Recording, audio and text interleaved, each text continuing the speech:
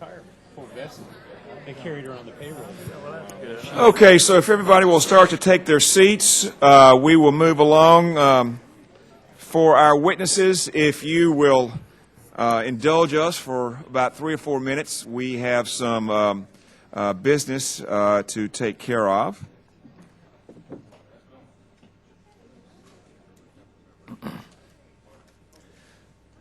On November the 19th, Mr. John Germandi from California was appointed to fill the vacancy, or was appointed to fill the final vacancy on this committee. Mr. Germandi was most recently the Lieutenant Governor of California, and I'm sure will be a great contributor to the committee as we move forward. So we all want to welcome him. This past week, Mr. Lipinski and Ms. Edwards graciously resigned their seats on the Technology and Innovation and Energy and Environment subcommittees to make room for Mr. Germandi. Members should have an updated subcommittee roster in front of them, reflecting the addition of Mr. Germandi to those subcommittees. And at this time, I'd ask unanimous consent that the committee approve their rosters. All in favor say aye. Aye. Opposed? And let me, before we conclude this, let me just give you a little overview of John Germandi. He has really 34 years of public service before he comes to us in the House of Representatives. He started off not me, but like many of you in the state legislature. In 1974, he was elected to the Tennessee General Assembly, and in 1976, he was elected to the state Senate, later becoming the Senate Majority Leader. And while there, among other things, he chaired the Joint Committee on Science and Technology. And Ralph, I'm afraid you and I are the only ones, this is sort of scary, but that person with the sweater on back there, Mr. George Brown, we are the only ones that remember him, I'm afraid, that are still members. And I remember Tiger Teague. Well, you remember Herbert Hoover too, but so interestingly, John served with George Brown in the California State Legislature on their Science Technology Committee and worked together in a lot of areas. Later, John was the State Insurance Commissioner from 91 to 95. And then in 95, President Clinton appointed him to be the Undersecretary of Interior, where he served in 98. Then he went back to California, was reelected the Insurance Commissioner, and most recently was the Lieutenant Governor. As you can see, he's had a hard time holding on to a job, and we hope we'll have him here a little bit longer. But interestingly, he is not the only public servant in their family. He and his wife married and then went to the Peace Corps. And Ms. Germandi, for 8 years, was in the Clinton administration as the Assistant Director of the U.S. Peace Corps. And she continues her public service as the Deputy Secretary of California Business, Transportation, and Housing Agency, and is now the Assistant Manager at the California Exposition and State Fair. And as most all of us here know, that serving in Congress is a team sport, and that John, we're glad that you have a good teammate with you. And so with that, we will now begin the hearing, and the chair recognizes, the chair will yield to our very able chair of the Aviation and Space Subcommittee, Ms. Giffords. And let me thank you, Gabrielle, and your staff for the good work that you have been doing reviewing NASA in so many ways here. So I will yield to you for an opening statement. Thank you, Mr. Chairman, and to members of the committee. First of all, I'd like to welcome... Gabrielle, I'm sorry, if you don't mind. John, would you like to say anything before we yield to Gabrielle? Yes.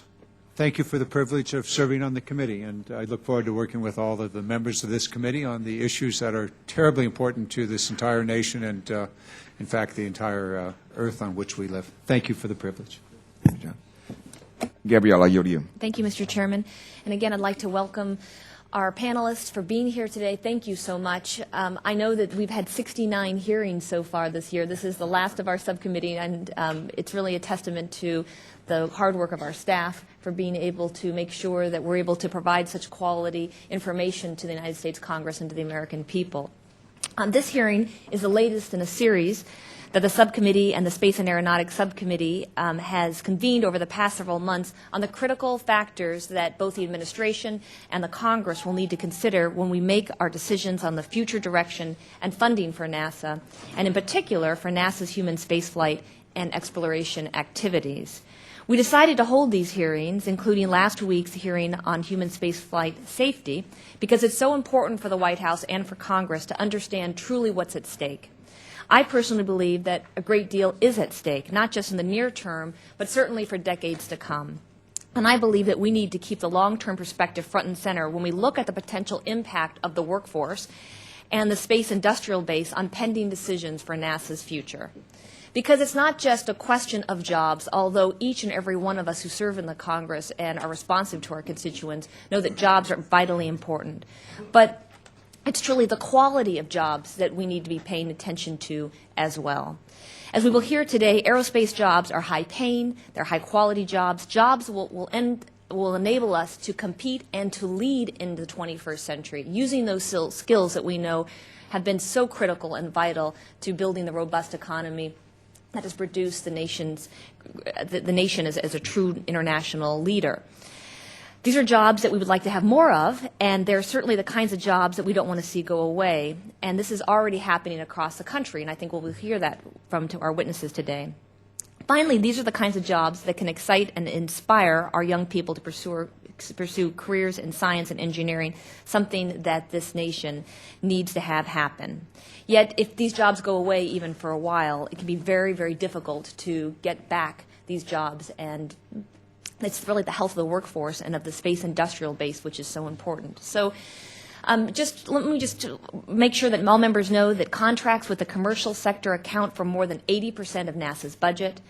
Those contracts encompass work done by large established aerospace firms, and we're going to hear from some of those folks today, but also work done by emerging companies that offer the promise of new capabilities to meet the agency's needs, and products and services provided to NASA by non-aerospace companies, both large and small. Given that, it is clear that support for NASA is also support for this commercial sector and for the jobs that this sector creates and the innovations that make it possible. The President and this Congress thus have serious decisions to make in the coming weeks and the coming months. We need to decide whether we as a nation are finally going to provide the resources NASA needs to carry out the important missions that the nation has given it or not. We need to decide whether or not we are going to maintain our commitment to a robust program of exploration involving humans and robots, to use the words of the fiscal year 2010 NASA budget request, a program that successive Congresses have authorized and funded, or not. And if the President would recommend some manner of course change, we collectively would need to figure out how to make any such change in a way that protects the Americans' taxpayers' dollars, preserves crew safety, and maintains America's position as a world leader in space. Make no mistake about it, the decisions we collectively make about the future of our space program will have a lasting impact on our workforce, our industrial base, and our standing in the world. Several of our witnesses today are going to discuss investments in our space program, or conversely cutbacks in our space investments, and that ripple effect that will have on both large companies and small companies as well. Mr. Chairman, I also serve on the Armed Services Committee, where we have healthy discussions about what these workforce impacts will mean to the defense of our nation, the protection of our country, and of course to our industrial base as well. And just in closing, oftentimes it's a little bit cliche, I guess. We look at the quote behind you, the Proverbs, that where there is no vision, the people will perish. This is profound, and it's something that we as members of Congress know is very important as members of Congress, but also for the President of the United States to have that clear vision of the future. And with that, Mr. Chairman, I yield back. Thank you, Ms. Giffords. I think just like Humpty Dumpty, if we lost this NASA workforce, it would be very difficult, if not impossible, to put back together. They have unique skills, unique institutional knowledge, and so I compliment you on having this very important hearing. Now I recognize Mr. Hall for an opening statement. Mr. Chairman, in the interest of time, I'll waive my opening statement. If I run across one my group has prepared for me, I'll send it to you. Thank you. Thank you, Mr. Hall. Your brevity is always appreciated. Are there other members that would wish to make opening statements? Your statements will be added to the record. And at this time, I would like to yield the gavel to our gentle lady from Arizona to conduct her hearing. Oh, did Mr. Olson? Oh, excuse me, Mr. Olson. If you have an opening statement, we would welcome that. Certainly, being in the heart of the NASA workforce, I'm sure that you have a unique knowledge there. Well, thank you, Mr. Chairman. Have a brief opening statement, and I appreciate your recognition. And thank you for calling this morning's hearing. The decisions we make on the future direction and funding of NASA is a topic of tremendous importance to our nation.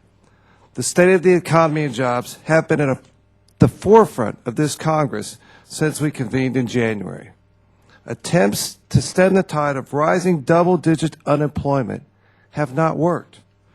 And against this backdrop, we're facing decisions about NASA which will have a profound effect not only on jobs, but also on the critical knowledge, skills, and production capabilities needed to maintain our aerospace and defense capabilities into the 21st century. This sector of our economy employs over 260,000 men and women and accounts for about 60% of our total exports. I'd like to thank our witnesses for their appearance here today. I realize that each of you has spent a considerable time and effort preparing for this hearing. I look forward to hearing from you so that our subcommittee can have the value of your expertise. Today, we focus on the impact of NASA's funding levels on the current workforce, which I am particularly interested in, but also on the enormous scope of the challenge facing the aerospace industry as a whole. There are many issues. A workforce approaching retirement without the opportunity to teach the next generation of scientists, engineers, technicians, and program managers. A highly skilled contractor force at risk of losing their jobs as a result of the human spaceflight gap. Number 3, decreased opportunities for future engineers and scientists, which will reduce interest in the critical STEM education fields. In a perverse way, that could only come from Washington. We're concerned about a shortage of engineers and scientists. We are concerned about attracting young, high-quality students to the aerospace field. We're concerned about America losing important strategic manufacturing capabilities. And yet, we're pursuing policies that in many ways may be exacerbating these very problems. In the debate about job creation, the intent was to create high-quality jobs that pay good wages and reward important skills.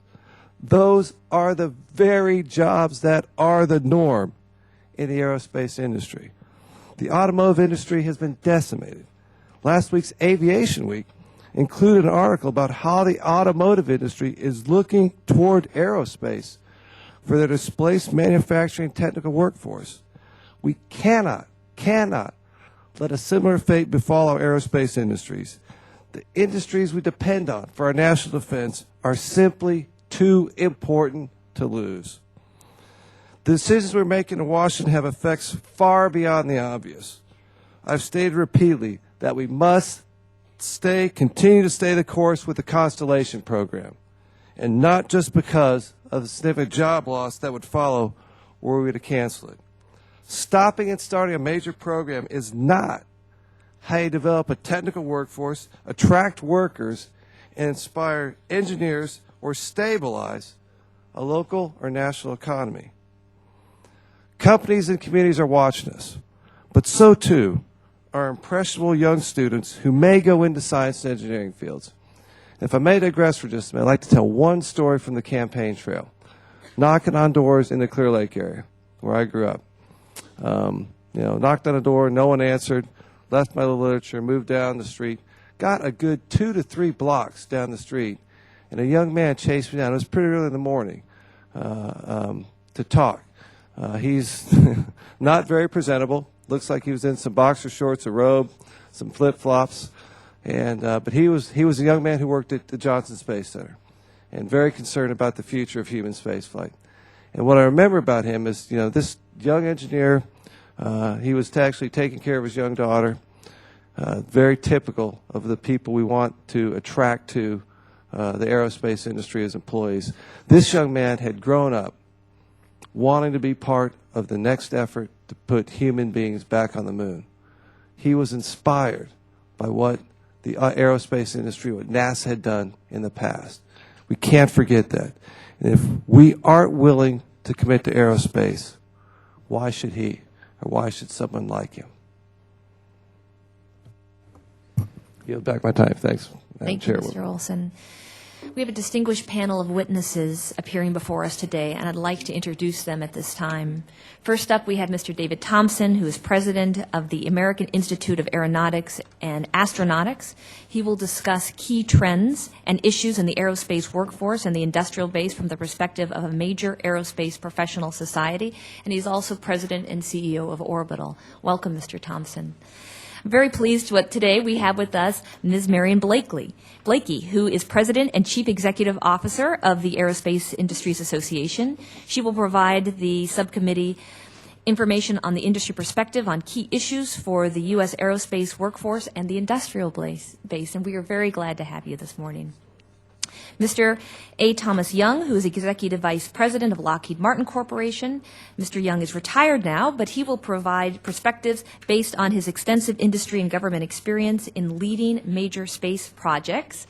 Welcome, Mr. Young. And finally, Mr. Richard Aubrecht, who is Vice Chairman, Vice President of Strategy and Technology at Moog Incorporated. And he will provide the subcommittee his perspective of an aerospace supplier company. Welcome all.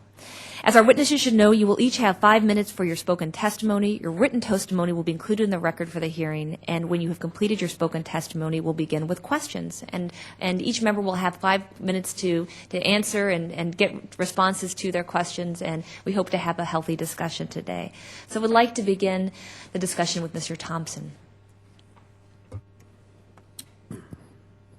Thank you. Chairwoman Giffords, Chairman Gordon, Ranking Member Hall, and distinguished members of the committee and subcommittee. I would like to thank you for the opportunity to address several topics of great importance to the U.S. aerospace sector and to the nation as a whole. As president of the American Institute of Aeronautics and Astronautics for the 2009-2010 year, I'm proud to represent a constituency of more than 36,000 aerospace engineers, scientists, and other professionals, as well as thousands of aerospace students from all 50 states and from many overseas locations. Indeed, for nearly 80 years, AIAA has been the principal professional society for aerospace engineers and scientists in America and around the world. On behalf of AIAA, I would like to express our appreciation to this committee for its leadership in space and aeronautics policy and for its interest in the aerospace workforce and industrial base. I'm pleased to respond to the 3 questions that you have asked relating to the effects of NASA's direction and funding on the country's aerospace sector. Your first question asked about the most significant concerns regarding the aerospace workforce and industrial base. AIAA's response to this question is as follows. Aerospace systems are of considerable importance to U.S. national security, economic prosperity, technological vitality, and global leadership. Aeronautical and space systems protect our citizens, armed forces, and allies abroad. They connect the farthest corners of the world with safe and efficient air transportation and satellite communications, and they monitor the Earth, explore the solar system, and study the wider universe. The U.S. aerospace sector also contributes in major ways to America's economic output and high technology employment. Aerospace research and development and manufacturing companies generated approximately $240 billion in sales in 2008, or nearly 1.75% of our country's gross national product. They currently employ about 650,000 people throughout our country. U.S. government agencies and departments engaged in aerospace research and operations add another 125,000 employees to the sector's workforce, bringing the total to over 775,000 people. Included in this number are more than 200,000 engineers and scientists, one of the largest concentrations of technical brainpower on Earth. However, the U.S. aerospace workforce is now facing the most serious demographic challenge in its 100-year history. Simply put, today, many more older, experienced professionals are retiring from or otherwise leaving our industrial and governmental aerospace workforce than early career professionals are entering it. This imbalance is expected to become even more severe over the next 5 years as the final members of the Apollo-era generation of engineers and scientists complete 40 or 45-year careers and transition to well-deserved retirements. In fact, around 50% of the current aerospace workforce will be eligible for retirement within just the next 5 years. Meanwhile, the supply of younger aerospace engineers and scientists entering the industry is woefully insufficient to replace the mounting wave of retirements and other departures that we see in the near future. In part, this is the result of broader technical career trends as engineering and science graduates from our country's universities continue a multi-decade decline, even as the demand for their knowledge and skills in aerospace and other industries keeps increasing. Today, only about 15% of U.S. students earn their first college degree in engineering or science, well behind the 40 or 50% levels seen in many European and Asian countries. Due to the dual-use nature of aerospace technology and the limited supply of visas available to highly qualified non-U.S. citizens, our industry's ability to hire the best and brightest graduates from overseas is also severely constrained.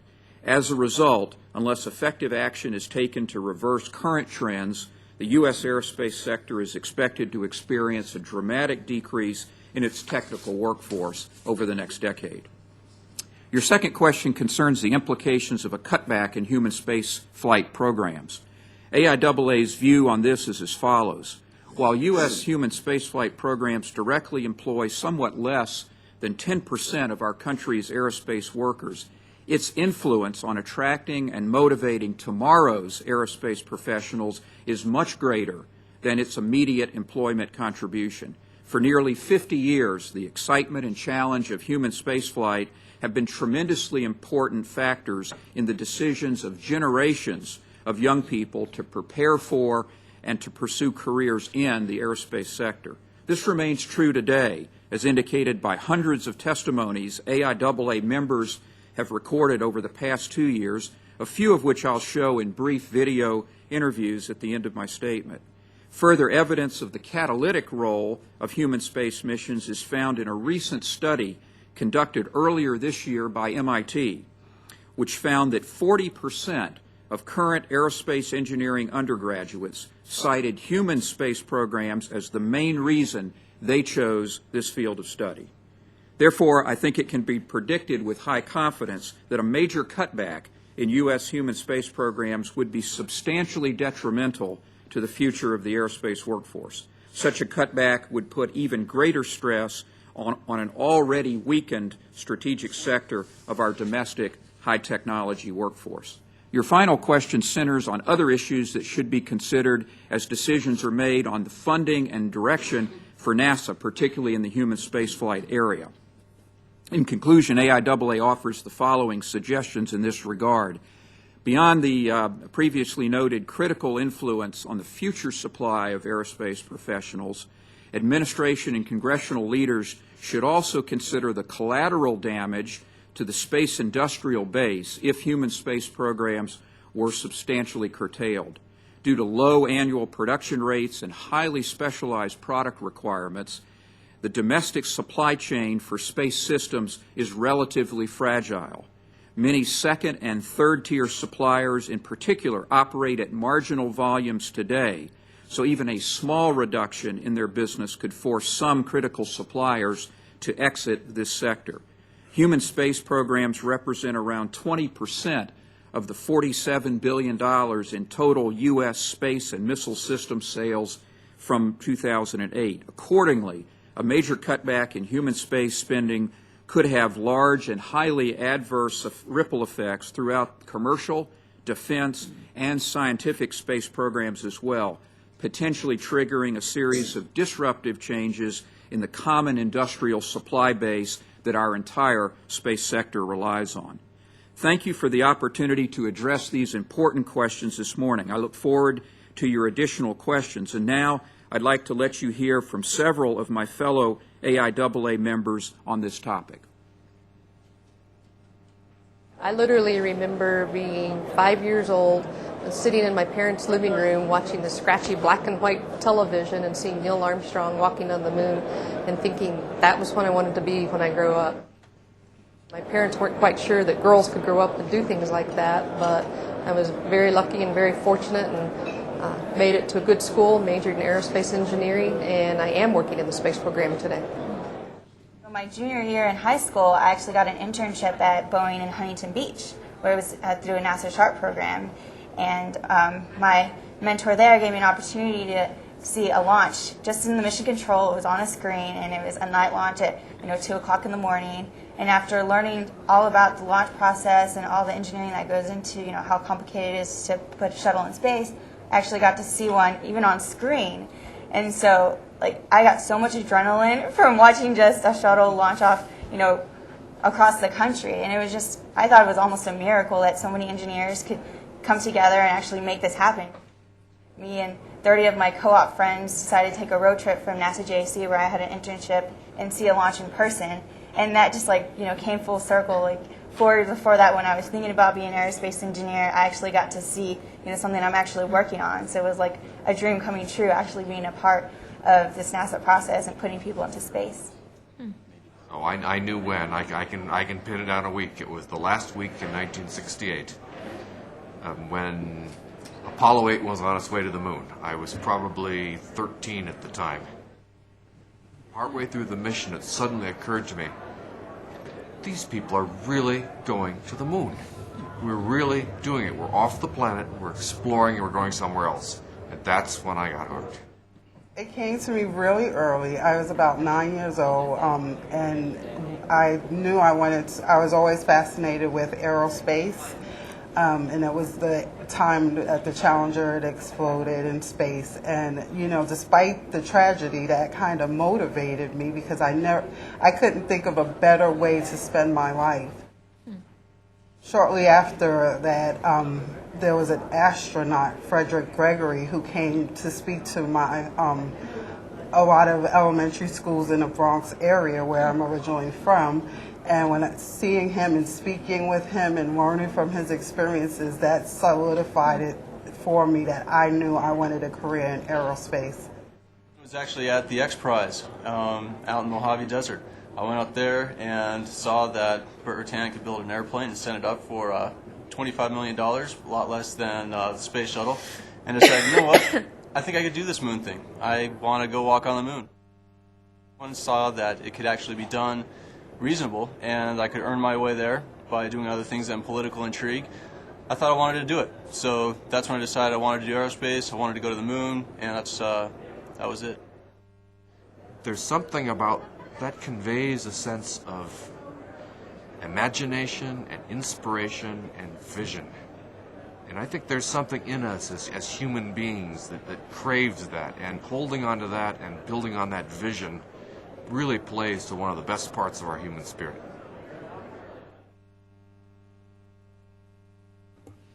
Thank you, Mr. Thompson.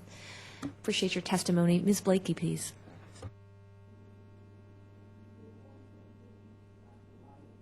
Oh, Ms. Blakey, can we just have you press your microphone button? Certainly. Is that better? There we are. Good morning, Chairman Giffords, and I want to say thank you to you and to Ranking Member Hall and to all of those on the committee for this opportunity. This really is an important opportunity to address the future direction and funding for NASA and what it will mean for the U.S. workforce, aerospace, and our industrial base. Our members are deeply concerned about these issues, so I'm delighted you're taking a serious review. Your decisions regarding NASA's programs will undoubtedly affect our current and future workforce and the industrial base. According to NASA, there are about 45,000 work-year equivalent contractors. AIAA further estimates that NASA indirectly supports 151,000 contractors. Under current plans for the shuttle's retirement and the transition to the Constellation program, the current number of contractors will drop by over 4,000 by the year 2013. The resulting impacts, we believe, have to be carefully considered. Aerospace talent lost to other industries may be unrecoverable. New workers take years to train. Moreover, if we lose certain facilities that manufacture high-tech technologies, it may take years and additional resources to bring them back. Another crucial relationship NASA has with the aerospace workforce is the agency's ability to attract and educate future workers. The state of education for our young people, I don't think I have to tell this committee, is alarming. This is evidenced by poor preparation for science, technology, engineering, and mathematics, known as the STEM fields, low graduation rates in those fields, especially when you compare it to other nations, and a lack of interest in STEM fields overall. The latest national test scores show that in math, fourth graders are 62% below proficient. Eighth graders are 69% below proficient. In science, fourth graders are 68% below, and eighth graders are 73% below proficient. I thought this was interesting. In a study done by Raytheon, most middle school students said they would rather do one of the following than do their math homework. Now get this: clean their room, eat their vegetables, go to the dentist, or take out the garbage than do their math homework. It tells us something. By comparison, India and China respectively graduate 6 to 10 times more engineering students each year. If this continues, the U.S. runs a real risk of losing its educated engineering edge over other nations. One of the reasons for the lack of interest in aerospace and defense could be the uncertainty surrounding funding for NASA programs. A commitment to a robust human spaceflight program we believe will help attract and retain such workers. A reduction of programs, consequently, would be highly detrimental both for our aerospace community and for our national security. Just as the recent Wall Street crisis turned young people away from financial careers, a lack of job security in aerospace will dim the light of attraction. Young people seek out companies with exciting opportunities. For example, Lockheed Martin was hiring for the Crew Exploration Vehicle, and they had 10 highly qualified resumes for each available job. Some of our other member companies are doing exciting work. SpaceX has garnered ISS commercial resupply service contracts, for example, and these kinds of contracts are going to be magnets for young people because they are inspiring. To help spur enthusiasm for the aerospace industry, AIAA itself is innovating. One of our exciting endeavors is the Team America Rocketry Challenge, or TARC, for middle and high school students. Participating in TARC is inspirational, and we've gathered more than a few stories about our young people who now work in aerospace as a result of their TARC experience. While AIAA and NASA are vigorously engaged in the supply side of the equation, it's the demand side that has to be addressed by Congress to provide resources needed for important aerospace projects. These projects provide young people exciting programs on which to work. A robust and sustainable space exploration program is key to building the workforce. Maintaining our workforce depends on continuing stable and robust funding for our nation's space programs. Space programs don't just come off the shelf. They take years to develop and build. Fluctuating budgets and delayed programs adversely affect the schedule, production, and maintenance of a skilled workforce. Budget shortfalls deeply impact agencies like NASA that have been asked to take on many important projects simultaneously. Our space industrial base designs, develops, produces, and supports our spacecraft, satellites, launch systems, support infrastructure. These systems are often produced in small or even single numbers. We need to keep the base healthy. Therefore, in closing, I want to say that we ask Congress to remain mindful that interruptions or cancellations negatively impact large companies, and they can be catastrophic to smaller firms, who are often the only entities with the unique abilities to produce small but critical components on which the larger infrastructure depends. The United States has enjoyed preeminence in aerospace in great part due to our space program. That leadership is now in danger. While Congress considers the future of NASA's funding and direction, we must continue to assure our continuing leadership in space exploration by investing in our young people and providing cutting-edge programs to attract them. I believe the vitality of our nation as a whole depends on a healthy, renewable workforce. Thank you very much. Thank you, Ms. Blakey. Mr. Young. Chairwoman Giffords and committee members, it's a privilege to present my views on the importance of our aerospace workforce to our country. Spaceflight in general, and specifically human spaceflight, is one of the more challenging endeavors of our time. It is truly the domain of rocket scientists. However, successful spaceflight requires more than an expertise in rocket science. Intellectual capability is clearly necessary. However, without significant experience and continuity of participation, the intellectual capability is far from sufficient. I might ask the question, why isn't intellectual expertise adequate, and why is experience and continuity of participation so critical? Spaceflight is a one-strike and you're out business. Hundreds, and for large projects, thousands of people can do everything correctly, and one individual can make one mistake that can be mission catastrophic. Now, while eliminating human error is a necessary aspect of successful spaceflight, we must recognize that human error cannot be totally eliminated and that human mistakes will occur. There are not many endeavors that are characterized as one strike and you're out. For most activities, a significant error can occur. It can be recognized and corrected without major consequences. Some correlate spaceflight and commercial aircraft operations. I do not want to minimize the challenges of commercial aviation. However, airplanes land safely every day with significant problems, an option that is not available in the world of spaceflight. Decades of experience and the dedication of extraordinary people who have made spaceflight their career has resulted in a way of doing business that greatly minimizes the probability of human error having a catastrophic result. It is the foundation of the extraordinary successes of the space program. A safety net is required to prevent human error from becoming catastrophic. Testing, independent validation, and inspection are elements of the safety net. If we test as we fly, and fly as we tested, we will find and eliminate most problems. For some areas, such as software, a full test program is unrealistic, requiring the use of an independent validation approach. In some special circumstances, such as the installation of a solid rocket motor, only inspection can provide the necessary safety net. It is the disciplined implementation of the safety net without compromise that is a foundation of mission success.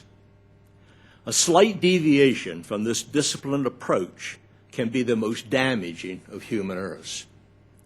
Unfortunately, failure reports are populated with deviations, with names such as faster, better, cheaper, acquisition reform, we must take more risk, commercial practices, etc. Why do we accept these deviations, which I call miracle solutions? Many are the result of trying to put 10 pounds into a 5-pound bag. Others are in response to the criticism that we're too conservative and need to take more risk. And others are associated with the premise that commercial practices are better. While there is some merit to each of these miracle solutions, and we should constantly be responsive to better ways of doing business, most have been toxic to a one-strike-and-you're-out enterprise. I would like to offer a few examples. Mars 98 consisted of an orbiter, lander, and 2 probes. All failed. Mars 98 was a faster, better, cheaper program with an inadequate budget. Risks were accepted in the absence of sufficient funding, resulting in catastrophic failure. A Titan IV with an important and expensive national security payload failed. Cause of the failure was a human error in documenting a number, simply writing down the wrong number. This failure occurred in an era of acquisition reform, where emphasis was shifted from mission success to cost. The cost focus resulted in eliminating aspects of the safety net that would have been most likely caught the error and eliminated the failure. In the 1990s, during the epoch of faster, better, cheaper, acquisition reform, take more risk, commercial practices, etc., the Aerospace Corporation documented $11 billion of failures. My purpose has been to highlight the unforgiving nature of spaceflight, the need for uncompromising discipline, and to recognize that it is a one strike and you're out business. I've tried to emphasize that spaceflight is not a typical technological activity. Because of the special characteristics of spaceflight, a workforce is required that has the culture and capabilities aligned with these characteristics. A workforce with the necessary intellectual strengths and possibly even more important, the experience and longevity to establish the sensitivity as to what is required for spaceflight success. Today in government, universities, and industry, we have such a workforce.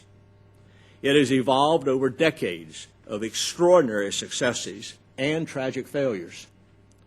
Exceptional men and women have invested their professional careers, and the United States has invested significant resources to achieve the spaceflight workforce we have today. It is truly a national treasure. Without a challenging and meaningful space program, this national capability will atrophy. It can only be maintained by inspiring use. It has a limited shelf life. As we debate the future of our space program, we must do so recognizing the importance of our spaceflight workforce and the role it will play in the success or failure of the space program of the future. Without proper attention and recognition of its importance, we could make changes that destroy what we have carefully built. I do not suggest change is to be avoided. I do suggest careful thought is necessary. A fundamental rule when debating change is do no harm. Thank you. Thank you, Mr. Young. Dr. Aubrecht. Thank you for this opportunity to address the committee. The thing I'd like to do this morning is to illustrate with a very specific example the long-term effect of the NASA programs. I'm with Moog out of Buffalo, New York, and I spent most of my 40-year career as an engineer and a technologist with Moog. We started doing NASA work in the late 50s, early 60s on programs like the Gemini and Apollo, and then later on the Space Shuttle. We have a technical specialty that's referred to as precision motion control. The places that it's applied primarily on the NASA launch vehicles is steering the rocket engines. So as you see the shuttle when it's launched, you see it comes up and sort of rolls over. Well, we're the guys at the back end that are moving the rocket engines to be able to steer it in a launch phase. Similarly, when the shuttle is landing, you have to move the flight control surfaces. There are hydraulic actuators that move those. That's the specialty that we developed in that time period. Based on that knowledge and heritage and experience that we had with that, we later then took that and evolved it for both commercial aircraft as well as military aircraft. So it's referred to today as fly-by-wire flight control. So what does that mean? You have a computer that just connects with a wire to the actuators. And these, because of all of the concerns in terms of safety and reliability on these are very complicated, redundant systems. And it's all, our position in that all started with the work that we did with NASA in the 1960s. In the last 10 years, we have won all of the major contracts around the world on fly-by-wire flight controls. We're doing the complete flight control system on the F-35 for the DoD. We won all of the contracts for the 787 at Boeing, doing the complete flight control system there. And the one that I think is more significant as far as your consideration here is that we won the same contract on the A350 at Airbus. This is the first time that Airbus has gone outside of Europe for this kind of technology. Why is that? because the very best fly-by-wire flight control technology is in Buffalo, New York. And it all stems back to the work we did with NASA in the 1960s. We've had a similar experience on the unmanned NASA programs as well, starting all the way back with things like Viking and Voyager, all the deep space probes. And more recently on the Mars Science Lab and the other Mars missions. So we've been developing similar kinds of technologies. So what do these do? When you have a satellite, you have to be able to position the antennas and the solar arrays. And as you see the animations of satellites when they're over, you see the small thrusters that activate and position the satellite in orbit. That's what we do. Supply all sort of precision motion control in those satellites. And again, this started with our work with NASA in the 1960s. Today, we're the world leading company for supplying those sorts of things to the DoD for all of their satellites, all of the commercial satellites around the world. We're the supplier to all of the Europeans, to the Indians, to the Japanese for all that sort of hardware. The same way that we've had the evolution of that from the NASA technology, we see the same thing going on today. What it does is it gives you the opportunity on the NASA programs to develop the core technologies and the core knowledge. And as a couple of people have indicated already, knowledge is not a matter of drawings and documents and reports. That's not where the knowledge is. The knowledge is in the people who develop it. And they have the ability then to be able to say, well, okay, here's this other problem that's coming in for a military vehicle. What are we going to do with all that? You all go back to the NASA technology we developed to begin with as the core for doing all of that. So that's how we've been able to develop this kind of position that we have worldwide. But it's not just us. We literally have hundreds of suppliers for the kind of hardware that we supply for NASA. And the same way that NASA pushes us to find new technical boundaries and to push the envelope all the time, we do the same thing with our suppliers. So the leverage that you get out of this is not just a couple of companies with this. It's literally hundreds of companies that advance the technologies. And for many of our suppliers, their NASA work is only maybe 1 or 2% of their sales. But it accounts for probably 80% of their technology advancement comes out of the sort of work that they do on these NASA programs. And it's not just us. I can see upstream and downstream from where we are in these systems, and it's the suppliers of those sort of hardware that I follow their technologies as well, and they've seen the same kind of effect. So I would suggest that our experience with the NASA programs is not a singularity. We see it all the way through the suppliers and all the other companies that are around. The other point that I would make is that other people around the world understand this model of using space programs to lead the technology. The Europeans have clearly done it. When I first started with Moog in the 1960s, I worked in Europe, and this was right when Airbus was getting put together. You say, so why did the Europeans put Airbus together? They looked at it and they said, we really can't compete with the U.S. on manned space, given where they were at that point in time. But they wanted to have a program to lead their companies to develop better technologies. So they chose to do it in commercial aircraft because they couldn't keep pace with the U.S. on the manned space program. So you follow that whole history forward and look recently at what the Chinese are doing. Why do the Chinese have a manned space program? For exactly the same reason that the U.S. had a manned space program in the 1960s. They're looking for that to increase the quality and the competency of the companies in China. It's exactly the same sort of model. So I would suggest that the Congress at this point in time is at a critical choice point. The Constellation program is clearly the next chapter in our history in space.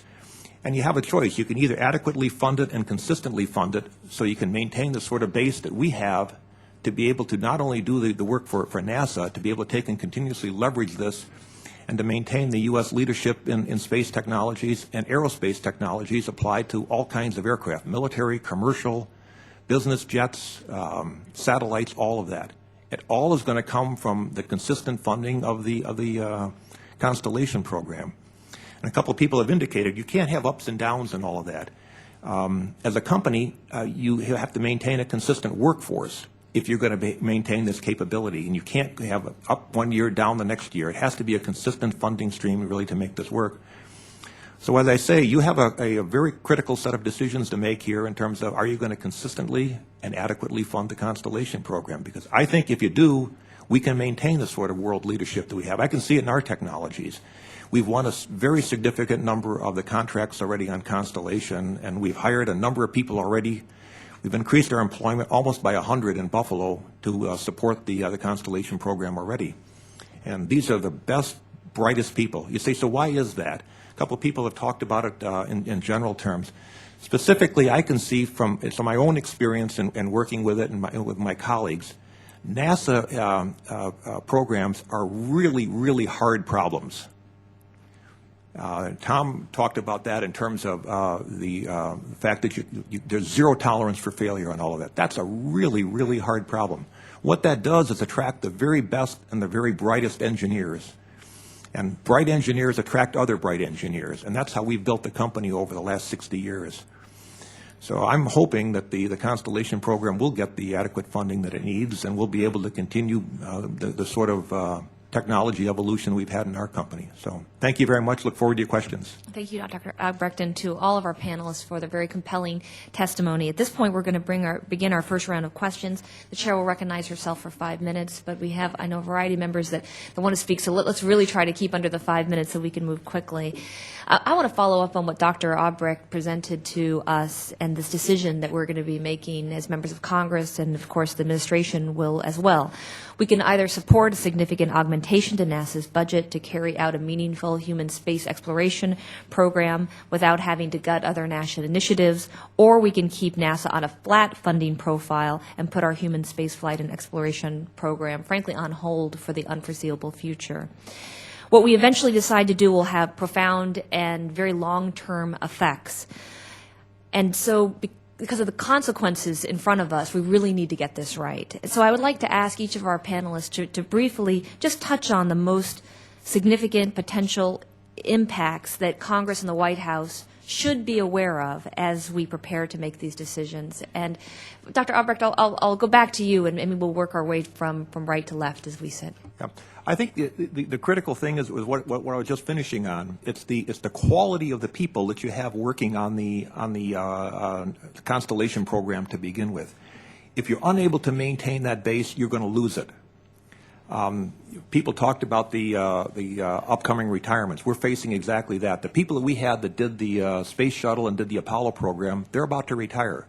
And the thing we're looking for the Constellation program to be is the transition to the next generation of people, and to do the mentoring that you need for those people to get the maximum benefit out of the experience that we've had. It goes from person to person. It's not in the drawings.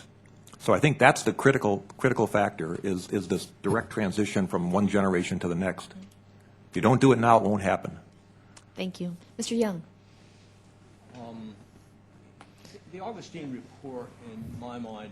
and Mr. Young, can we have you put your microphone? Yeah. Apologies, okay. The Augustine report did some real service in an area that I think we knew, but it took something like that to make it happen, and that is, number one, that the current NASA budget and the current NASA program is not executable in human spaceflight, not marginal. The second thing I think that the report really highlighted was that there is no human exploration program at the current budget level. Now, I'm defining human exploration as beyond going back and forth to space station in that. So I think we're faced with kind of a profound decision, and that is, I personally am a believer that great countries do great things, and I think human spaceflight, falls in a category of one of those great things. I'm also a physical conservative, I might say, but I strongly believe that if we do not approach this from a what's in the best interest of the country as opposed to a budget issue, then I fear we're going to end up with the wrong answer. And as I said in my statement, this capability that we have built, and we should not underestimate how hard it was to build and how hard it will be to rebuild and how significant it is today. But if we don't use it in a bold and inspiring way, it's going to disappear on us. So I think that we're really making a decision that's not a budget decision. We're not making a jobs decision.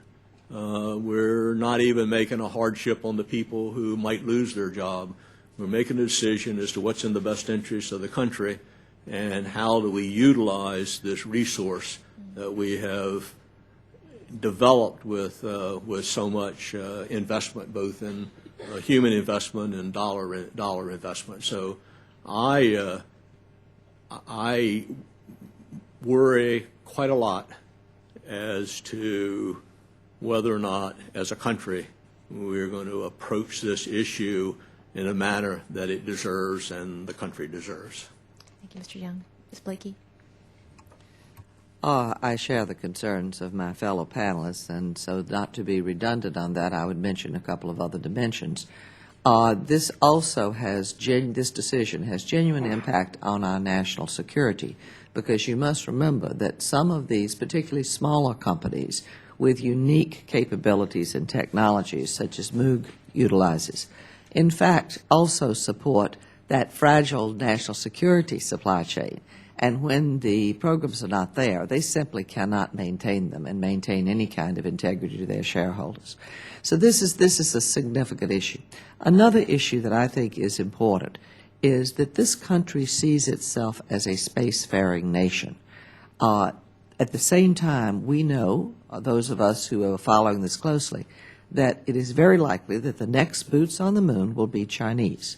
We know that we have very definite competition for the leadership in space from a number of countries, India as well as China, Russia. We can, this is very well documented, and the resources are being applied there. But when you look back at it, our country does see itself that way, and that's important to our national psyche. Back during the Apollo program, the numbers were around 50-55% in terms of public support for the U.S. role in space. Those numbers in a recent poll, this was 2005, but not when we were trying to go beyond low Earth orbit, were in 77%. So I simply would echo the thought that all these things matter, and budget should follow policy, not the other way around. Thank you. Mr. Thompson.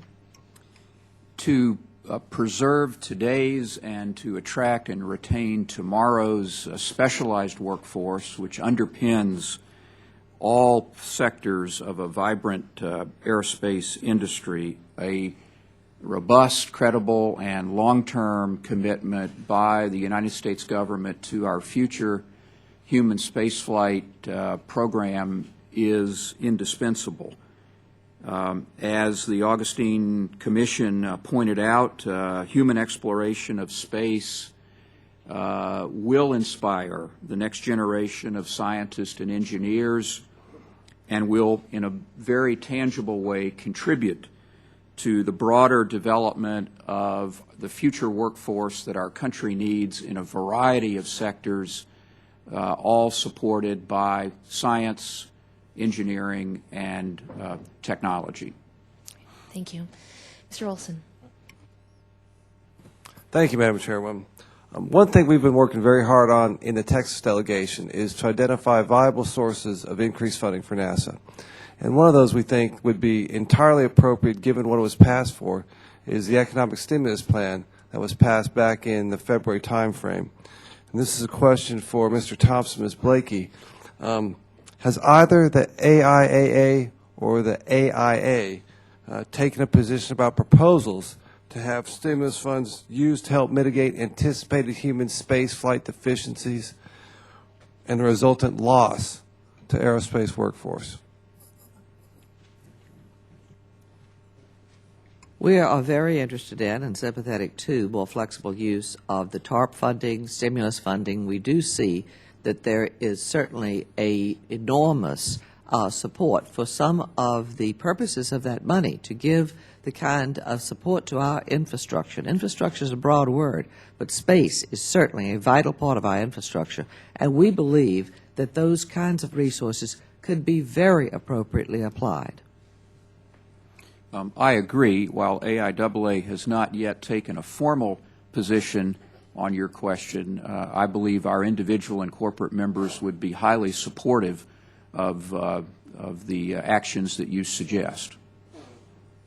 Thank you very much. Just to echo Ms. Blakey's comments, these are exactly the jobs that that stimulus package was supposedly passed to produce. High quality, high tech jobs that stimulate and ensure America's future, and in this case, ensure our dominance in human spaceflight, which again we should never ever relinquish.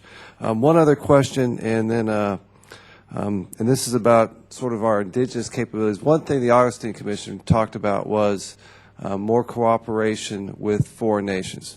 And at yesterday's Aerospace and Women Luncheon, The NASA Administrator Charlie Bolden emphasized the Obama administration would utilize space exploration for diplomatic purposes by encouraging greater cooperation with foreign nations.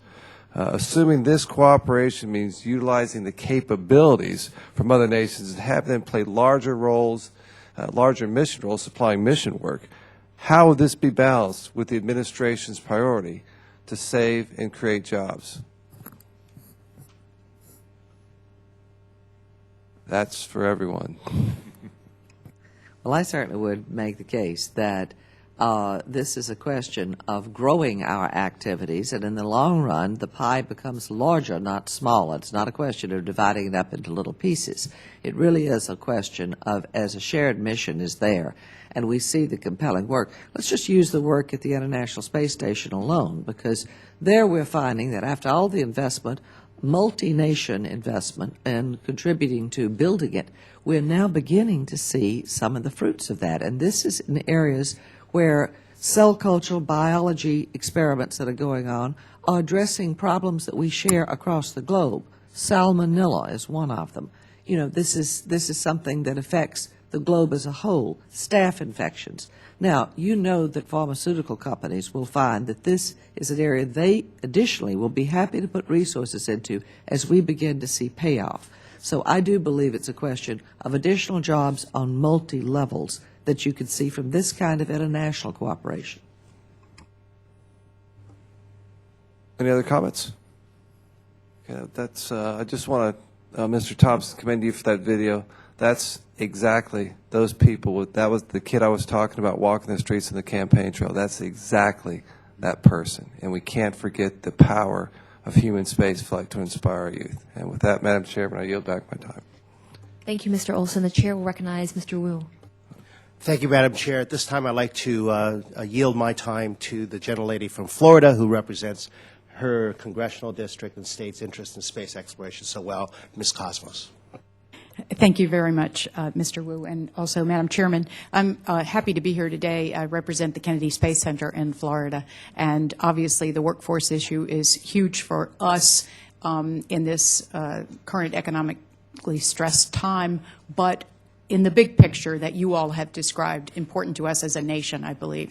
I wanted to ask, I was at the Kennedy Space Center Monday of this week and addressed 700 sixth graders in an attempt to, along with some former astronauts, to encourage them in the STEM fields, and also attended earlier this week a forum that was put together, including the Space Foundation and DoD, where there was an effort to, Norm Augustine was the keynote speaker, and also emphasized the need for education in these areas in order to keep things moving forward, as well as the shared information between manned space exploration and our Department of Defense and national security issues. So much of what you all have said is very familiar to us, and as committee members, I think we've been, it has been made clear to us that both a sustained commitment to human space flight and a sustained commitment to the funding necessary to make it happen are required ingredients for what Ms. Blakey described as U.S. preeminence. And we all agree, I believe, on this committee that it's necessary for us to do that for a lot of obvious reasons.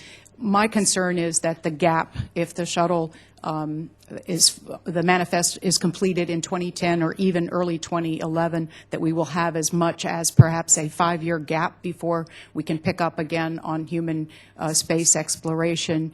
And during that time period, we'll be relying on the Russian Soyuz. How seriously do you see this gap as with regard to the inspiration that we've described as being necessary to attract the next generation, but also at the same time to that gap with regard to the industrial base and the potential loss of opportunities for the industries that help us to make not only the manned space exploration, but it is, you described, the commercial and DoD infrastructure necessary to be successful at it. So if you, any one of you may answer the question. Number one is the gap and the Russians flying our astronauts to the International Space Station, and number two is the gap with regard to the industrial production. I guess somebody has to volunteer. The gap. The gap is unfortunate. The gap will not inspire, but the gap is a reality. I mean, I think it's a legitimate question of, new folks entering it is how could those of us who were stewards of the program allow the gap to happen? And it's a legitimate question. I think it fundamentally happened because we were not willing to fund the program at a level necessary to safely finish out the shuttle program and in parallel develop the necessary resources to not have a gap. In other words, we chose we chose a relay race where rather than smoothly handing off the baton, we heaved it up ahead, hoping there was somebody there to catch it in the process. So I think unfortunate, but but a reality. Why don't I stop at that point? Somebody else may want to add. In our case, because we have the Constellation contracts already started, we've transitioned a lot of the people who were supporting the shuttle program are now working on the Constellation program. So for us, it's not that much of a problem, provided the Constellations is funded. But I would worry your other point, though, about the Russians supplying that. I mean, you think about it. So you're totally dependent on the Russians at this point in time to keep the space station. As you may be aware, you just can't leave the space station up there. You have to continuously bring fuel up there. Gravity is, and the solar drag is gradually pulling the space station down. So if there's an interruption in the fuel going up to the space station, it's coming down one way or another. And so you're totally dependent on the Russians for doing that. I'd worry about that. If I could come back just to add to Dick's point and your second question, part of your question dealing with, what do we do now, so to speak. I made a point in my statement, which I strongly believe this workforce capability we have has a limited shelf life. And it's not something we can put on the shelf, waiting for the next system. And we will only get through this so-called gap era in a reasonably positive fashion is if we have the kind of work that Dick is talking about for these people to do. In other words, if we really can employ them, all the skills won't match, but many will. But it's critical to have the challenging work that will assure that that capability doesn't, as I said earlier, atrophy. I guess my question, that answered a part of a workforce and industrial-based question, but my question, the big one is, if we have a 5-year gap, how do we inspire? What is the best way that we can inspire the next generation to be engaged in space exploration if, in fact, we've handed off our delivery of our astronauts to the space station to the Russians? How do we say to the next generation the kind of inspiration that we saw, Mr. Thompson, in among your folks? How do we get that to happen during this gap? I think it does depend very much on our continuing activities on ISS. Again, when we're seeing results up there, that's a very exciting thing, and people want to be a part of that. They want to be a part of exciting launches like the Ares 1X this fall. I mean, everyone said, yes, we had a very successful launch as an early stage on our new program. At the same time, there is very exciting work that's being done commercially as well. SpaceX, Orbital, they are doing some excellent work that I think people understand gives a commercial opportunity to resupply the space station. So there's a lot that can happen in the gap, and I hope that we don't focus entirely on the fact that it's a Russian seat that's getting our astronauts up there at, by the way, $50 million a pop, so it's not free either. Ms. Cosmas. Yes. Is my time up? Your time is up. Thank you. Thank you. Also, it's important that everyone recognizes that we have had a gap in the past. I personally believe that we will get through the gap as long as we have a strong, committed vision and a program for the future. Now the Chair will recognize the very distinguished Mr. Ehlers. Thank you, Madam Chair. I have a deep interest in this subject, having devoted something like 50 years of my life to trying to teach STEM ed to future elementary school teachers. My colleagues who love to teach the advanced courses thought I was crazy, because I also would have loved to teach the advanced course, but I felt an obligation to try to educate young kids. If you don't get them excited about math, science, engineering in the elementary school, they're not likely to pursue it in high school. They'll take the minimum requirement, but that's it. If they do that, then go to the university and say, well, you know, I'd like to be an engineer. They suddenly find they have to spend an extra year or two at the university, and they're likely to decide not to. So a very important factor of this is making certain that all of our elementary and secondary schools are dead serious about good math, science, and engineering instruction. And I hope all of you in your professions will keep emphasizing that as well. I was interested in the comments. I think it was Mr. Young made the comments about the importance of getting things right. And I recall when we lost a $150 million satellite or on a trip to Mars because NASA used the metric system and the engineering contractor used the English system of units. I immediately introduced a bill to require that all NASA contractors had to use a metric system. The NASA administrator came to me and begged me, literally begged me, to drop the bill and forget about it because he said he would take care of it administratively, which he did not do. I think that's something we should do. That I think is one of the stupidest errors that ever occurred in spaceflight, and it's so elementary. So I would hope that you would encourage the Congress to get over their phobia about the metric system and at least set an example in NASA of how to do it right. And hopefully the rest of the country. It's happening by itself with the international trade we have, but that's a very slow, torturous way to do it. And the biggest mistake people take, by the way, is trying to teach people how to convert from one system to another. That's not the way to learn. The way to learn is simply to use it. And very shortly you haven't. I would appreciate any comments on that, but I do have a specific question for Ms. Blakey.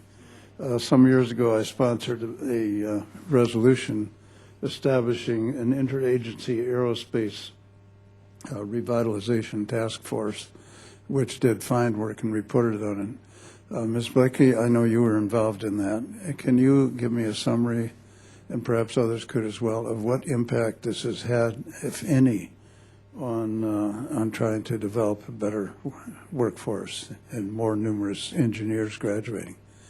Has there been any follow-up to that? I think that task force was spot on in the impetus to have the agencies pull together and begin combining resources as well as combining programmatically, so that there was a greater than the sum of the parts, if you will.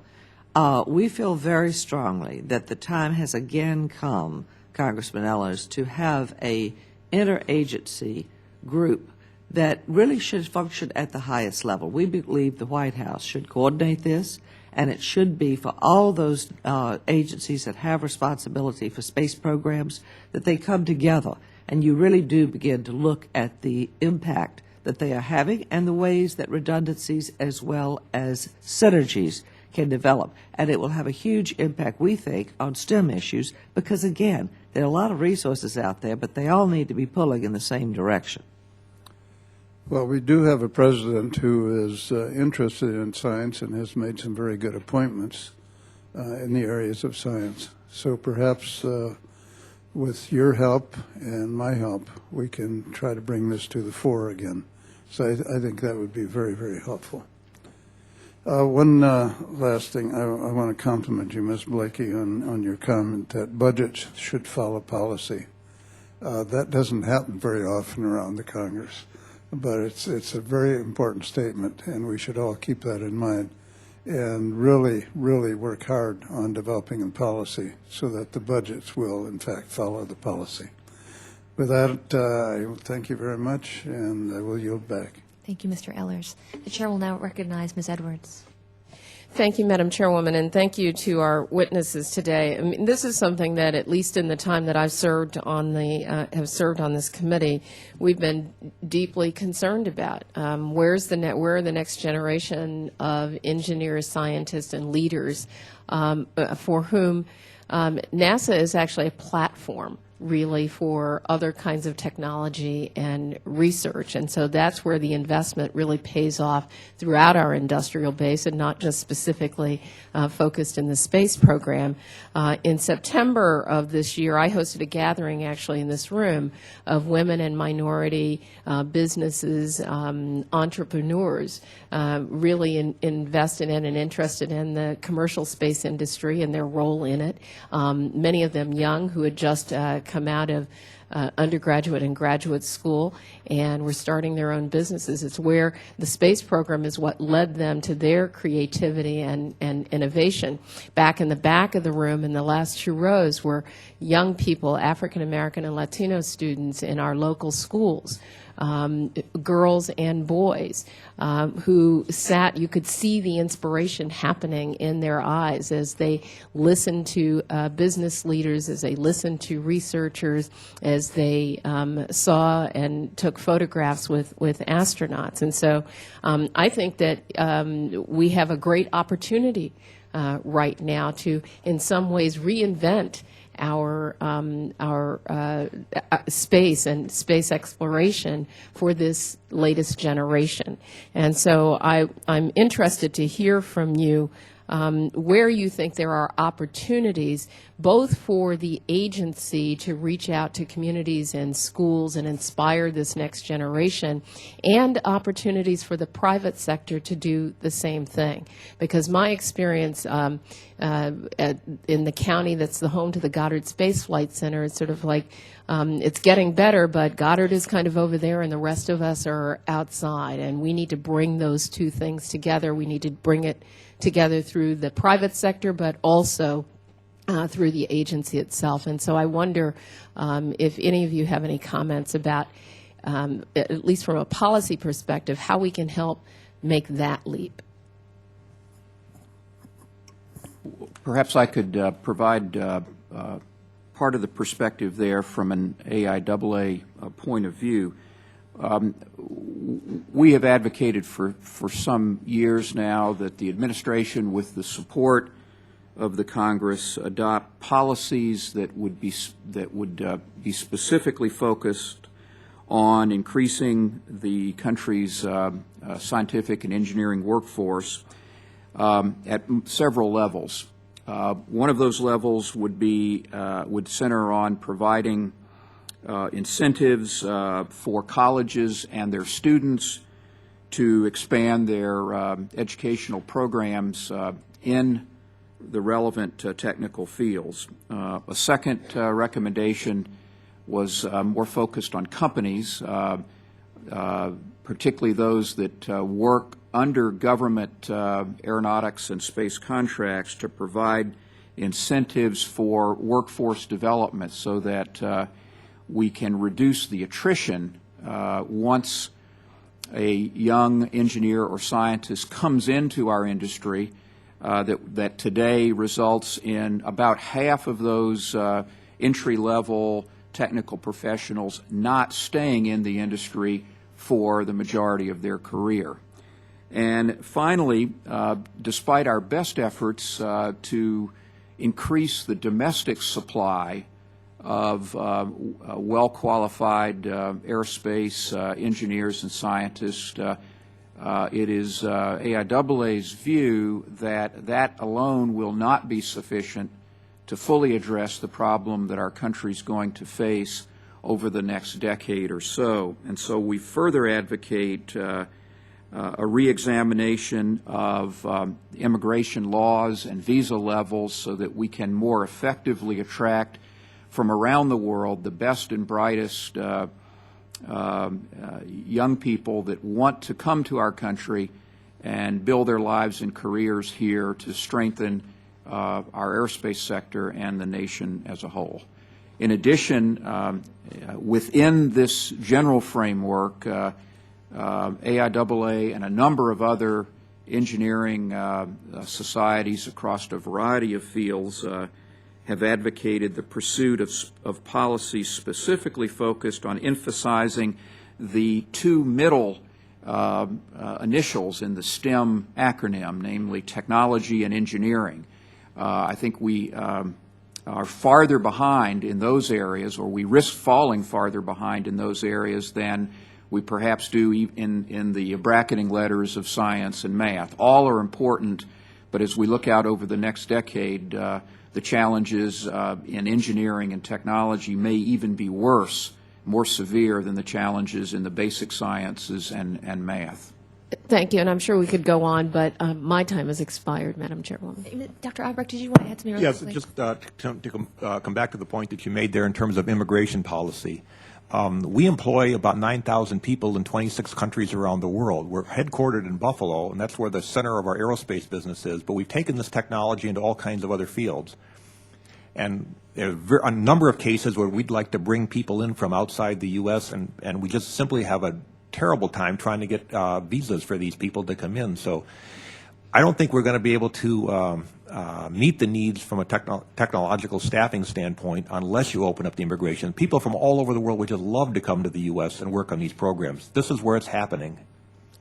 But we just can't get the visas. Yeah. Thank you, Dr. Aubrecht. Chair will recognize Mrs. Fudge. Ms. Fudge. Thank you very much, Madam Chair, and thank you, all of you. Let me just preface my brief comments by first saying that I happen to represent NASA Glenn, and certainly we have a critical stake in human exploration, aeronautics research, and space research and technology.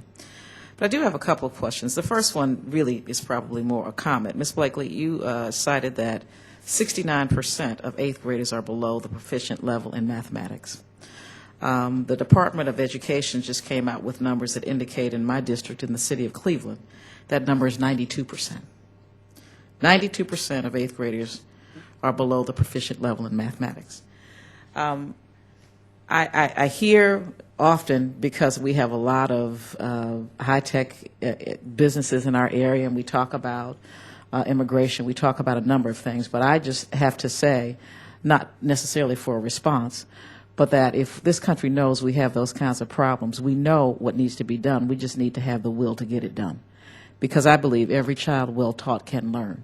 So I don't think that we need to focus all of our attention on trying to bring somebody in here to take care of the short term, but to teach young people coming up through the system so that we have our own base to do the kinds of things that need to be done.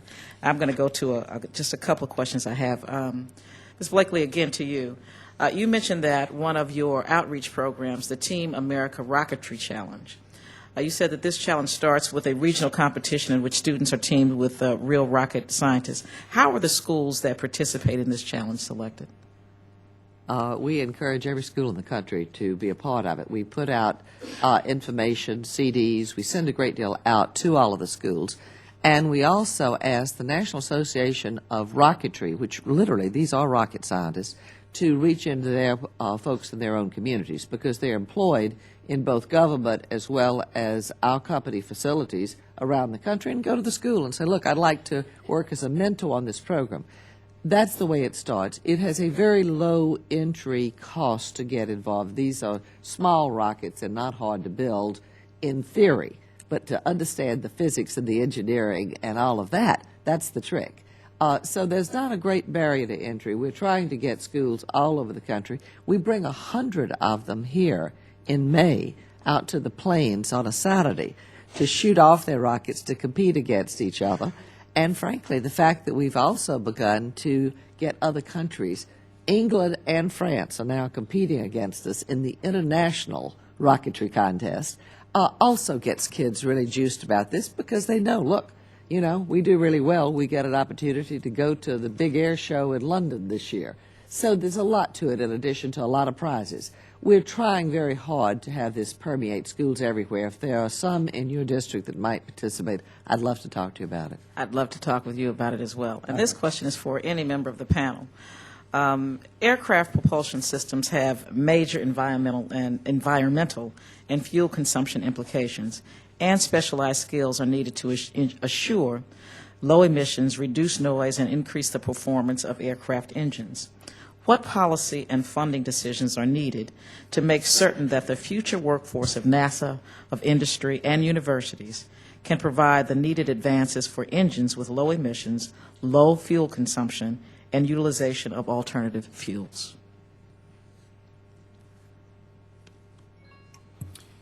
AIAA has adopted as one of our 3 strategic imperatives for at least the next half decade the advancement of technology specifically focused on improving aircraft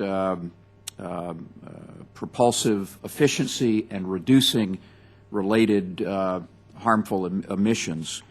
As part of this initiative, which we believe is critical to the future growth and prosperity of the world's air transportation network, we advocate that the administration and Congress not lose sight of the important work that NASA does in aeronautics.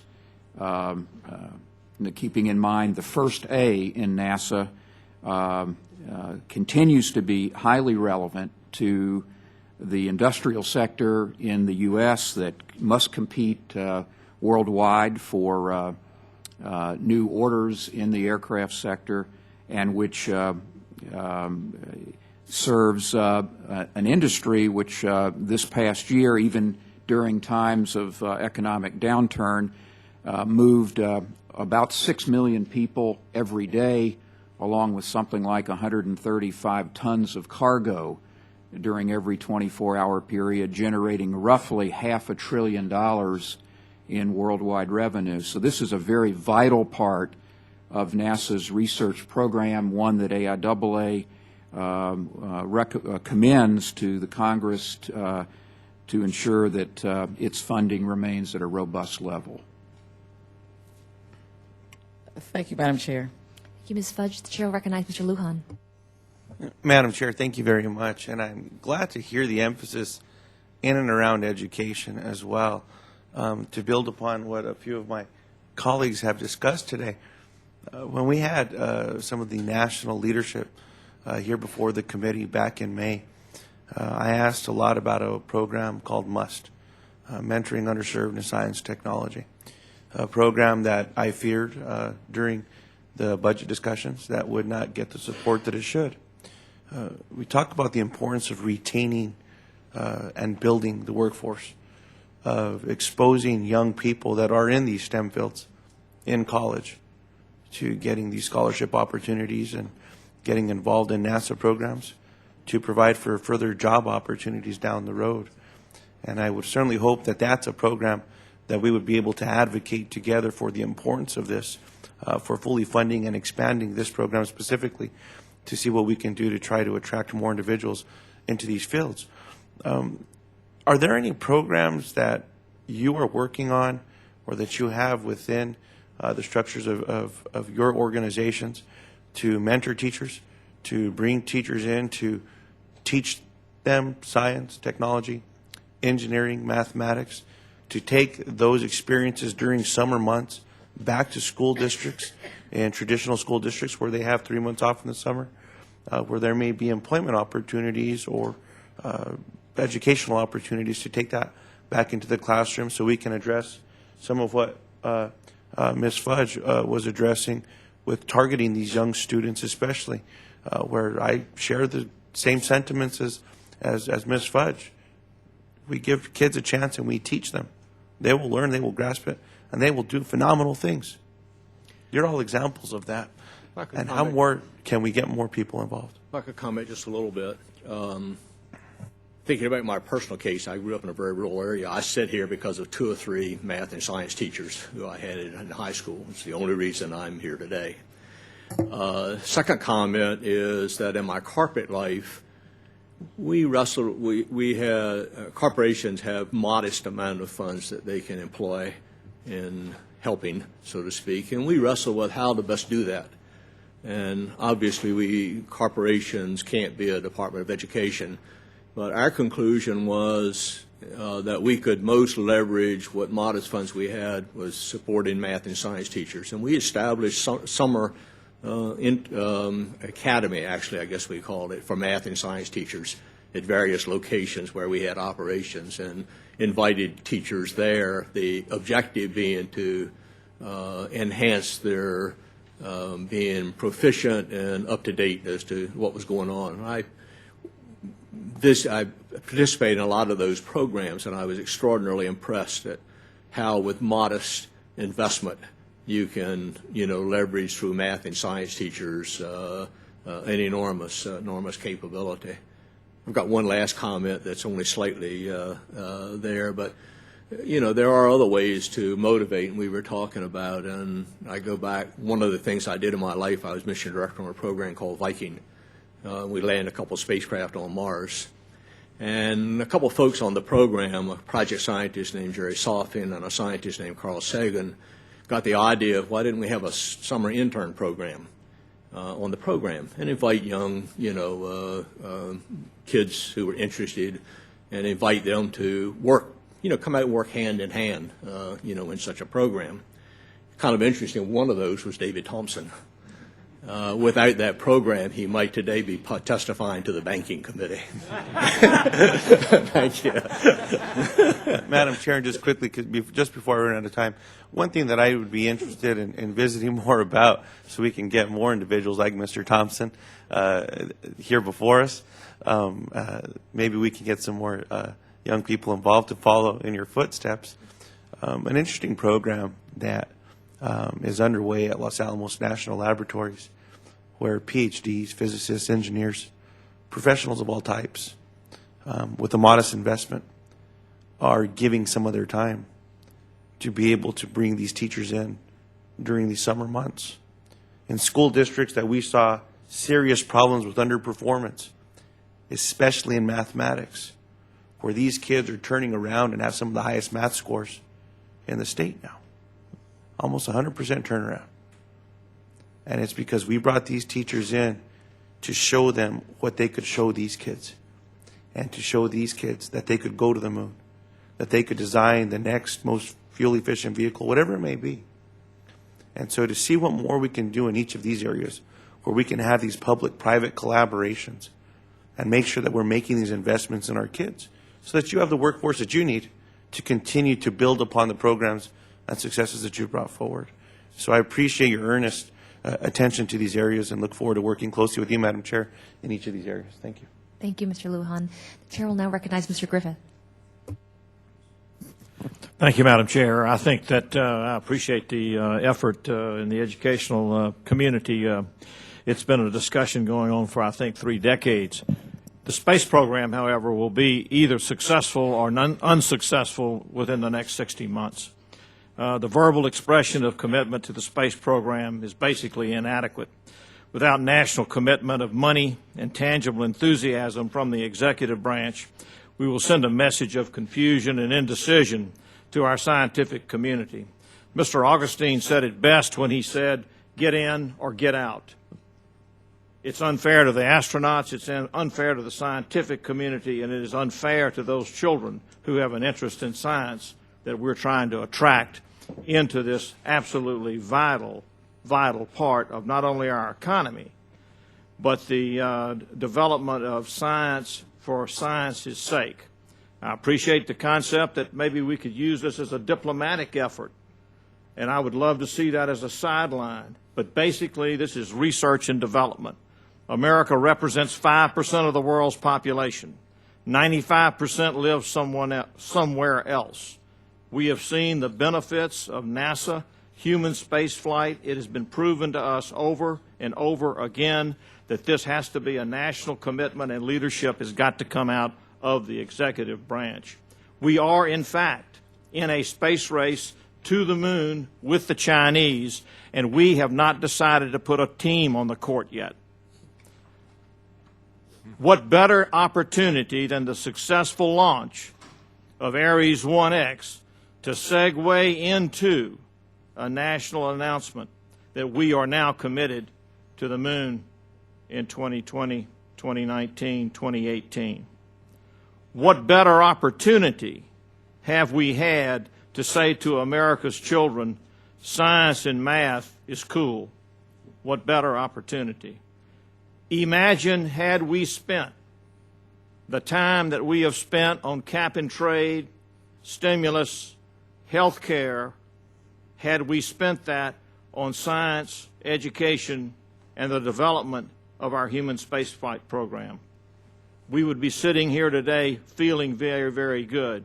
Today, we are very, very anxious. I must tell you that my district is Marshall Space Flight Center. I'm an oncologist. I took care of many of the pioneers, and I have seen firsthand in medicine all of the things that NASA has done, the development of these unusually specific and special little instruments that we are now able to not only save lives but reduce morbidity and increase early diagnosis. So there's no question that the scientific community has benefited the rest of America and the rest of the world greatly. We can no longer discuss this. This needs to be a commitment from the executive branch and the leadership of Congress. If we delay it, we are playing into the hands of our competitors, and we, as America, want to win. We are winners. Might ask this one question. If we delay this Constellation project, if we, no decision and indecision is in fact a decision. So if we are making a decision to either delay or not make a decision, what's the effect of this on our community and the culture that we have developed in human spaceflight in America over the last four decades? Anybody? Yeah, let me take that as a very specific example.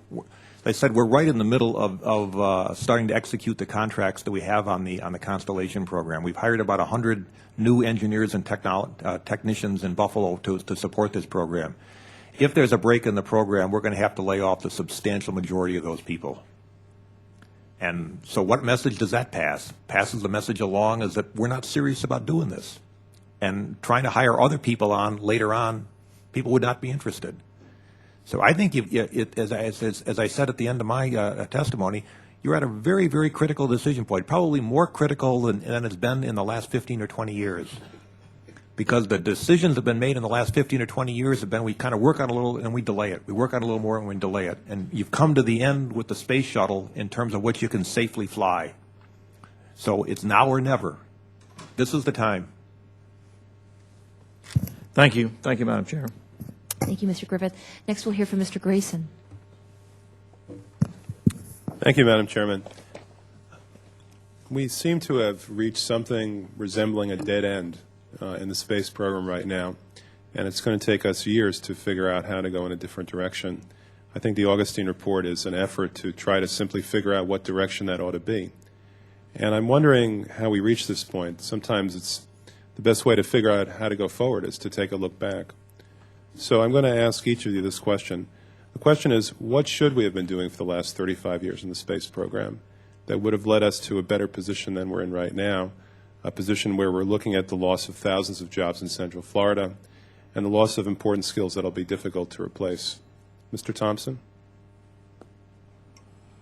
That's a very tough question. I would point out that despite the challenges that we face today, the path that the country has followed over the last several decades in the human spaceflight area has led to a much broader space industry than existed in the 1960s and the 1970s, so much so that today, using financial and employment metrics as a means of comparison, NASA can be congratulated for having spawned a commercial and national security space sector which collectively are much larger than our civil space sector.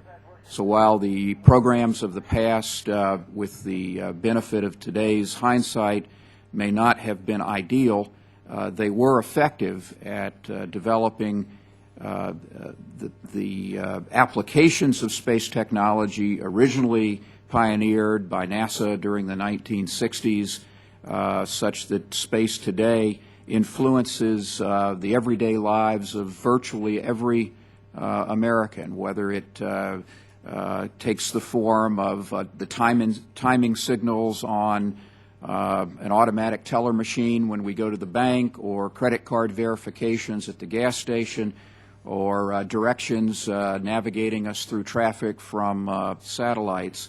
Much of the underlying technology in these devices that we now take for granted traces its origins back to investments made several decades ago by government space programs. And so while the path perhaps hasn't been ideal, it has produced unexpected benefits for the economy and for the everyday lives of virtually all Americans. Dr. Aubrecht? Yeah. The space shuttle was only supposed to fly for about 10 years. If you go back and look at the original program for the space shuttle, it was only to fly for 10 years. It was then to be replaced by a next generation manned space vehicle. And that should have happened by 1990. We participated in the study programs and the design of the preliminary design of those vehicles. It came along to a certain point, and again, the decision was made in the Congress that, well, the shuttle is still flyable, NASA can get on with it, we don't have to fund this new program, because it was going to be a very large incremental funding in order to be able to do this next generation vehicle. And the same thing happened again in the mid to late 90s. There was another study program that went on, and again, it was the same decision, we're going to walk away from it. So in terms of your question, looking at the past, I would suggest that both of those were just gigantic mistakes. The shuttle is 1960s technology. You look at any of the things that's in there, and it's incredible that it's had as few problems that it has had. It should have been replaced a long time ago. So that was the fundamental error that was made, with just not replacing it at the 10-year cycle when it was originally slated for. Mr. Young? Yeah, make three comments. One is, when we look back, we should not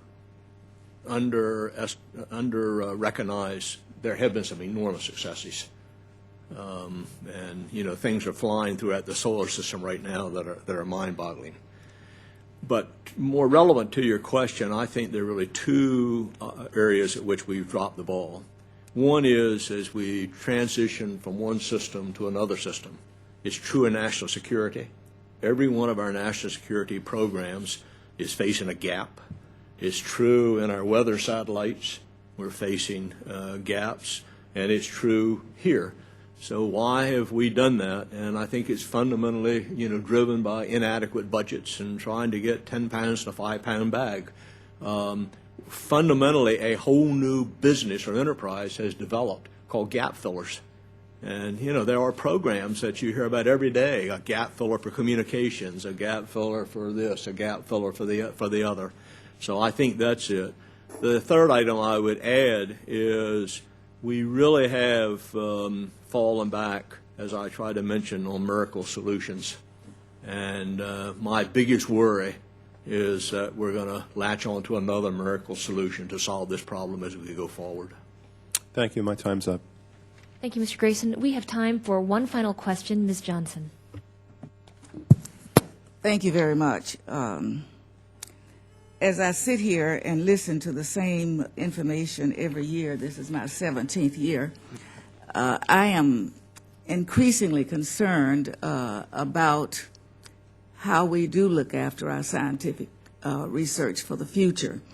We're a nation that's beginning to spend less than developing nations on it. And yet, space exploration has offered us more than any other type of scientific research that we have in the world with all of the products and the healthcare products. And I do get concerned about the plan for the future, because we know that we cannot do this. We cannot do it without good minds. And my concern is, I have sat here and listened, in my state of Texas, we have the nucleus of space exploration, and a lot of aerospace industry, and I see the involvement with some of the students. You must know that in Texas, the majority of the college-age students are minorities. And many of the programs that I've seen does not have that diversity. And that continues to concern me, because that means that is going to be the brain power for the future. It's going to be the brain power, so we might as well let them in and do more for the embracement of their education. We're going to require really highly skilled workforce. And I've said this so much until I think everybody's probably tired of listening to it, but it is so essential. No nation will ever progress or remain free without this research. And so we've just really got to do it. If I had a choice today between food stamps and science, I'd go with science. Because in the future, it will offer us so much that we might not even need food stamps. But I know each of you, and I know your passion and your interest, and I just want to pledge to you that I'm going to do everything I can. Now, I have seen right here in this room, on this committee, people that don't have the appreciation because they don't know what it does. As a matter of fact, when I first came here, the person who fought NASA and space exploration the most is now the chairman of this committee.